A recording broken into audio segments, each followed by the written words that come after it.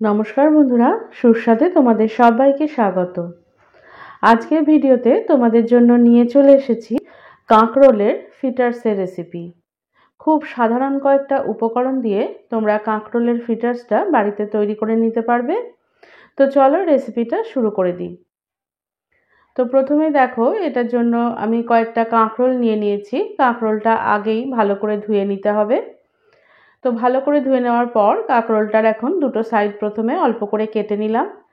তারপর লম্বা করে এটা মাঝখান থেকে দুটো টুকরো করে কেটে নিলাম।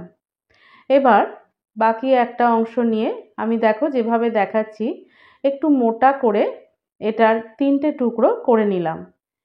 এটা একটা কাঁকরোলে মোটামুটি 6টা টুকরো হবে যদি কাঁকরোলটা মাঝারি সাইজের হয়।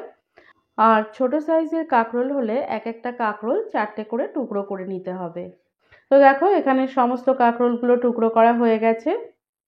এখন একটা প্যানের মধ্যে বেশ কিছুটা জল গরম করতে দিয়েছিলাম। জলটা কিছুটা গরম হয়ে গেলে এর মধ্যে সামান্য একটু নুন দিয়ে দিলাম আর কেটে রাখা কাঁকরোলগুলো দিয়ে দিলাম। এখন এটাকে মিনিট 5 মতো হাই ফ্লেমে ফুটিয়ে নিতে হবে। মিনিট 5 ফুটে যাওয়ার পর দেখবে কালারটা চেঞ্জ হয়ে গেছে। এখন গ্যাসের ফ্লেমটা বন্ধ করে এটাকে আমি একটা স্ট্রেনারের মধ্যে দিয়ে দিলাম। এতে করে সমস্ত জলটা ঝরে যাবে। এখন এই কাঁকরোলটাকে ঠান্ডা করে নেব। এদিকে ফিটার্সটা বানানোর জন্য একটা ব্যাটার তৈরি করে নিতে হবে। তার জন্য নিয়ে নিলাম ময়দা, নিয়ে নিচ্ছি কর্নফ্লাওয়ার।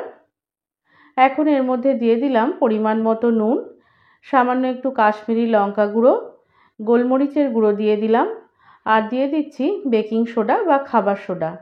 এখন এই সমস্ত উপকরণগুলো ভালো করে মিশিয়ে নেব শুকনো অবস্থাতেই। তারপরে এর মধ্যে জল দিয়ে দেব। জলটা একেবারে দিয়ে দেব না, অল্প অল্প করে জল দিয়ে এটার একটা ব্যাটার তৈরি করতে হবে। ব্যাটারটা খুব বেশি পাতলাও হবে না, আবার খুব বেশি ঘনও হবে না। দেখো ঠিক এরকম ঘনত্বের ব্যাটারটা তৈরি হবে। এদিকে কাঁকরোলগুলোও কিন্তু ঠান্ডা হয়ে গেছে। এখন এগুলোকে একটা প্লেটের মধ্যে আমি ছড়িয়ে রেখে দিলাম। এবার এর মধ্যে সামান্য পরিমাণ ময়দা দিয়ে দিলাম।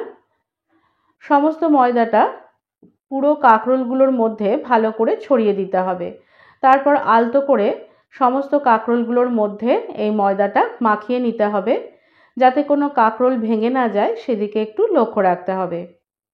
সমস্ত কাঁকরোলগুলো ময়দা মাখানো হয়ে গেলে এখন ব্যাটারটা নিয়ে নিলাম। এবার একটা করে কাঁকরোল নিয়ে এই ব্যাটারটার মধ্যে ডুবিয়ে দিলাম। যে কয়েকটা কাঁকরোলের ফিটার্স আমি তৈরি করব সেই কয়েকটা কাঁকরোল প্রথমে ডুবিয়ে নিলাম। তারপর এপিট ওপিট করে ভালো করে এই ব্যাটারটা আমি কোট করে নিলাম। এখন একটা কাঁকরোল তুলে নিয়ে এটাকে এখন আমি সাদা তেলের মধ্যে ভেজে নিচ্ছি। তেলটা আগের থেকেই গরম করতে দিয়ে রেখেছিলাম। তো তোমরা চাইলে কিন্তু এটা সর্ষের তেলেও ভাজতে পারো, তবে সাদা তেলে ভাজলে এটা খেতে বেশি ভালো লাগে। সমস্ত কাঁকরোলগুলো দেওয়ার পর একটা দিক 2-3 মিনিট ভাজা হয়ে গেলে আরেকটা দিক উল্টে পাল্টে নিচ্ছি। আর এগুলো ভেজে নিচ্ছি কিন্তু মাঝারি আঁচে। এভাবে উল্টে পাল্টে নিয়ে দুটো দিকই বাদামি রং ধরা পর্যন্ত ভেজে নিতে হবে। তারপর ফিটার্সগুলো আমি তুলে নেব। তো বন্ধুরা, কাঁকরোল ফিটার্সের এই রেসিপিটা কিন্তু তোমাদের গরম ভাতে ডাল দিয়ে যেমন খেতে ভালো লাগবে, সেরকম কিন্তু সন্ধ্যাবেলার চায়ের সাথেও কিন্তু কাঁকরোলের এই রেসিপিটা খেতে খুবই ভালো লাগে। তো দেখো সমস্ত ফিটার্সগুলো রেডি হয়ে গেছে। তোমাদের একটা দেখিয়ে দিচ্ছি যে এটা কতটা ক্রিস্পি তৈরি হয়েছে। দেখো, তোমরা আওয়াজটা শুনে নিশ্চয়ই বুঝতে পারছো।